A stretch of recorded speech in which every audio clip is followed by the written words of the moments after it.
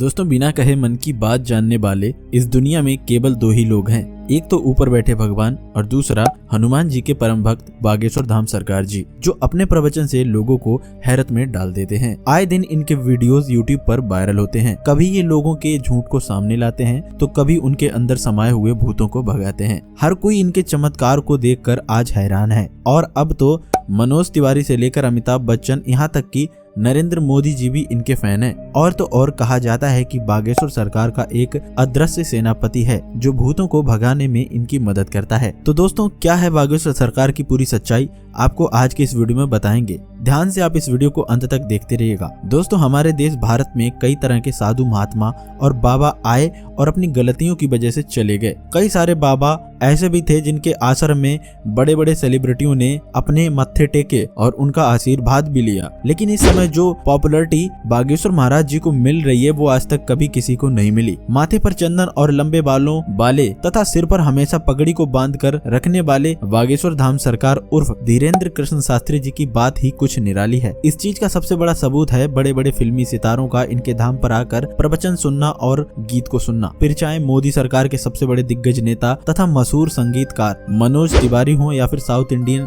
Film industry के superstar सुमन तलवार हो। मित्रों, इन लोगों ने बागेश्वर धाम आकर बाबा के नाम पर ठुमके भी लगाए हैं और हाथ जोड़कर नमस्कार भी किया है। अभी हाल में ही सदी के महानायक अमिताभ बच्चन जी की एक वीडियो बहुत तेजी से वायरल हो रही है जिसमें वो बैठकर बाबा के कीर्तन का आनंद उठा रहे हैं। तो दोस्तों, ये सब कुछ एक रात का चमत्कार तो नहीं है, बल्कि इसके पीछे एक ऐसे बच्चे की कहानी छुपी है जिसके संघर्षों के बारे में जानकर आपके भी रोंगटे खड़े हो जाएंगे। आप सभी जानते हैं आजकल सोशल मीडिया पर अगर कोई वायरल हो जाता है तो उसकी जिंदगी पूरी तरह से बदल जाती है। लेकिन बागेश्वर धाम सरकार तो हर हफ्ते वायरल होते ही रहते हैं और उनके वीडियोस यूट्यूब के ट्रेंडिंग पेज पर जाते हैं। लोग अपना सारा काम धाम छोड़कर इनकी बातें सुनते हैं और इनके प्रवचन को फॉलो भी करते हैं। लाखों की संख्या में लोग अपनी मनोकामनाओं को पूरा करवाने और अपनी तकलीफों को दूर भगाने के लिए बागेश्वर धाम सरकार दर्शन करने पहुंच जाते हैं। और ये सब कुछ मुमकिन हो पाया है बागेश्वर धाम सरकार के चमत्कारों की वजह से। कहते हैं स्वयं हनुमान जी की कृपा बागेश्वर बाबा के ऊपर बनी हुई है और उन्हीं की असीम शक्तियों से, जिनकी सहायता से बागेश्वर धाम सरकार किसी के मन की